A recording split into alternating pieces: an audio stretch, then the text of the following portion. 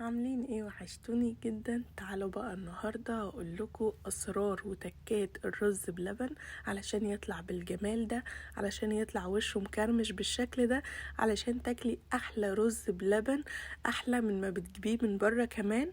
كل الناس هتقولك طريقته ازاي، اوعدك هيعجبك جدا، وكل الناس هتسألك بتعمليه ازاي وازاي مطلعاه بالجمال ده. يلا بينا نبدأ. انا هشتغل بنص كوباية من الرز المصري. الرز بتاعي غسلته، ودي نص كوباية. تقدري تزودي الكمية براحتك، هقولك مقادير نص الكوباية وتقدري انتي تزودي وتضعفي الكمية براحتك جدا. معايا نص كوباية من الرز، حطيت عليهم كوبايتين من المية، وهفضل اقلب فيهم بالشكل ده على درجة حرارة متوسطة. يا جماعة النار بتاعتك درجة الحرارة متوسطة من اول ما تبدأي لحد ما تخلصي، لحد ما نوصل للقوام ده يتشربوا المية كده. هنا بقى هنزل معايا بكيلو من اللبن او لتر من اللبن، هشيل منه بس نص كوباية. يعني لتر اللبن بيبقى 4 كوبايات، انا حطيت 3 كوبايات ونص، هخلي النص كوباية دلوقتي. نزلت عليهم بالسكر، حطيت 3 معالق كبار من سكر الدايت. تقدر انت تحطي من نص كوباية لكوباية من السكر العادي بتاعنا اللي بنستخدمه، فالسكر ده على حسب ذوقك. تقدري تحطي من نص كوباية لكوباية زي ما قلتلك. انا حطيت سكر دايت علشان اللبن كله سكريات، فحبيت اقلل نسبة السكر شوية. وهنا بقى زودت معايا رشة من الملح عشان تظبط لي الطعم كده، وحطيت معلقة صغيرة من الفانيليا. هقلب وايدك دايما في الحلة بتاعتك علشان اللبن والرز ما يلزقش من تحت، ودرجة الحرارة متوسطة. نرجع لنص كوباية اللبن اللي سبتها على جنب، حطيت عليها معلقة كبيرة من النشا ومعلقتين كبار من الكريم شانتيه. هقلبهم في الكوباية بتاعتي كده كويس جدا، وهرجع للحلة بتاعة الرز بلبن وتعالوا نشوف هنعمل ايه. هنا بقى هنزل معايا بعلبة من القشطة. ممكن تحطي القشطة وش اللبن، وممكن تشتري علبة جاهزة كده وتحطيها. انا حطيت علبة قشطة، دي بتعادل معلقتين كبار كده او معلقتين ونص كبار من القشطة. هقلبهم بالشكل ده، وبعدين هزود عليهم نص كوباية اللبن اللي زودنا عليها معلقة كبيرة من النشا ومعلقتين كبار من الكريم شانتيه. وعايزة اقولك علبة القشطة دي اختياري، يعني ممكن ما تحطيهاش خالص مفيش مشكلة، بس زودي معلقة النشا ومعلقتين الكريم شانتيه علشان هيدوكي قوام حلو جدا، وكمان هيدوكي كرمشة حلوة جدا على وش الطبق بتاعك.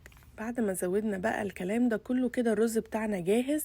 بس هنستنى 3 دقايق على النار وايدك فيه بتقلبيه لحد ما يبدأ يتقل كده شوية، وكمان تلاقي كل الاضافات اللي انت حطيتيها بدأت تسخن كده مع بعضها لحد ما نوصل للشكل اللي انت شايفاه ده. شايفة بدأ يعمل فقاعات كده كده. اللبن بتاعنا جاهز او الرز بلبن بتاعنا جاهز. هنا شايفين شكل القوام عامل ازاي؟ احنا مش عايزينه اتقل من كده ولا اخف من كده. شايفة القوام بتاعه جميل جدا، الرز بتاعك دايب ومهري. شايفة الجمال والحلاوة؟ هنا بقى طفيت النار ونزلت على طول بالرز بلبن بتاعي في الكوبايات او في الاطباق او في البولات اللي هتقدمي فيها الرز بلبن على طول. وهو على البوتاجاز كده، اول ما تطفي النار تغرفي على طول بالشكل ده. شايفة؟ هنا بقى هغرف وهو سخن، وهسيبه بقى في الأطباق بتاعته أو في البولات لحد ما يبرد تماما. سبته لمدة ساعتين في الأطباق بتاعته بالشكل ده لحد ما برد كويس جدا. وشايفين وش الطبق بتاعنا من فوق بقى عامل ازاي؟ ده شكل الوش بتاعي بعد ساعتين من ما سبته يبرد بره التلاجة. هنا بقى غطيته ببلاستيك راب بالشكل ده. تقدري تغطيه بأي أكياس عندك، أو لو عندك أطباق مثلا ليها غطا تدخليه برضو التلاجة. دخلته التلاجة بقى يعني قعد 3-4 ساعات. سيبيه يعني براحتك لحد ما تبقي هتاكليه كده تطلعيه. وشايفين بقى شكل كرمشة الوش، شايفين جمال وحلاوة الرز بلبن بصراحة. يعني طبق من الاخر تاكليه كده بيدخل على قلبك على طول، مش بينزل في معدتك، ده بينزل على القلب على طول. هنا بقى حطيت رشة من جوز الهند المطحون على الوش، ودي اختياري تقدري تستغني عنها خالص. وحطيت كمان واحدة من اللوز كده بالشكل ده.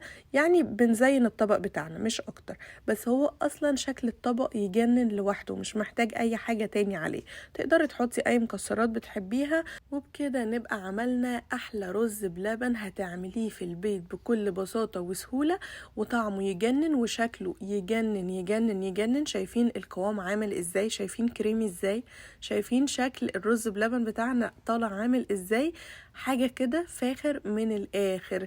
جربيه وفعلا هتعتمدي الطريقة دي لعمل الرز بلبن بتاعك في البيت ومش هتشتريه من بره تاني نهائي.